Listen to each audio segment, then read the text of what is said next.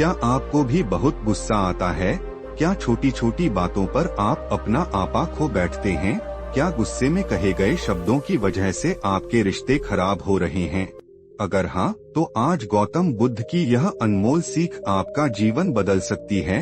एक ऐसी रहस्यमयी दवा जो बिना किसी जादू के आपके गुस्से को हमेशा के लिए खत्म कर सकती है। चलो बिना किसी देर किए कहानी को शुरू करते हैं। नमस्कार दोस्तों, दिल से स्वागत है आप सभी का हमारे YouTube चैनल पीके स्टोरी में। एक समय की बात है जब महात्मा गौतम बुद्ध एक पेड़ के नीचे अपने शिष्यों के साथ बैठे थे। तभी उनके एक शिष्य ने सवाल किया कि हे परम ज्ञानी महात्मा बुद्ध, हम अपने क्रोध या गुस्से को अपने वश में कैसे कर सकते हैं? तथागत बुद्ध कहते हैं कि आज मैं तुम सबको एक कहानी सुनाऊंगा जिसे सुनने के बाद तुम सब गुस्से पर काबू पाना सीख जाओगे। एक गांव में क्रोधी व झगड़ालू औरत रहती थी। अक्सर वह छोटी छोटी बातों पर गुस्सा हो जाती थी। गुस्से में वह किसी को भी गालियां दे देती थी। गुस्से में वह भला बुरा भी कहने लगती थी। लेकिन कुछ समय पश्चात जब उस औरत का गुस्सा शांत हो जाता था, तब उस औरत को अपनी क्रोध या गुस्से में किए हुए कार्य पर बहुत ही ज्यादा पछतावा होता था। उसके परिवार के सभी सदस्य उसके इस गुस्सैल स्वभाव के कारण बहुत ही ज्यादा परेशान थे। उस घर में हमेशा ही लड़ाई व अशांति का माहौल बना रहता था। उस औरत के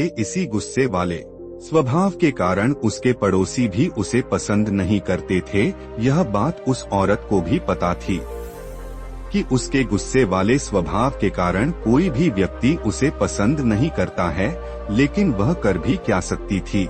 वह खुद को संभाल ही नहीं पाती थी। फिर जो मन में आया वह सामने वाले को बोल देती थी। एक दिन एक साधु उस औरत के दरवाजे पर भिक्षा मांगने के लिए आते हैं। साधु बड़े ही शांत स्वर में बोलते हैं कि भिक्षा मधी। जब वह स्त्री यह आवाज सुनी तो वह बहुत ही प्रसन्न हुई और जल्दी जल्दी वह घर से बाहर निकलती है और साधु महात्मा को प्रणाम करके कहती है कि हे साधु महाराज जी, मुझे बहुत जल्दी गुस्सा आ जाता है और चाहकर भी मैं अपने इस गुस्से को रोक नहीं पाती हूँ। कृपया करके आप मुझे कोई ऐसा उपाय बताइए जिससे कि मैं अपने गुस्से को काबू में रख सकूं। तब वह साधु उस स्त्री की बातों को सुनकर अपने झोले में से एक दवा से भरी बोतल को निकाल लेते हैं और उस औरत को दे देते हैं और कहते हैं कि मेरी बातों को ध्यान से सुनना। यह क्रोध या गुस्से को वश में करने की सबसे अचूक दवा है। जब भी तुम्हें क्रोध आए और किसी को कुछ अपशब्द कहने का मन करे तो अपने जीभ पर इस दवा की 4 बूंद डालकर कम से कम 10 मिनट तक अपना मुंह बंद रखना। अगर तुमने 10 मिनट से पहले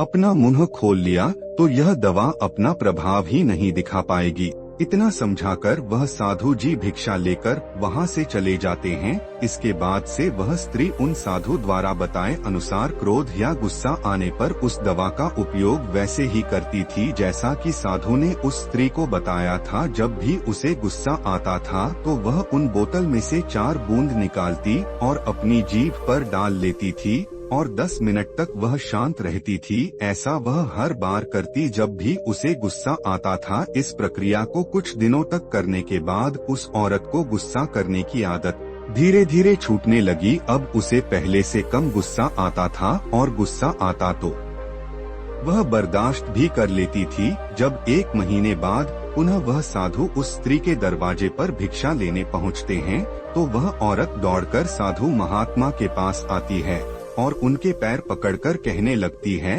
कि हे महाराज, आपकी दवा ने तो मुझ पर जादू कर दिया है।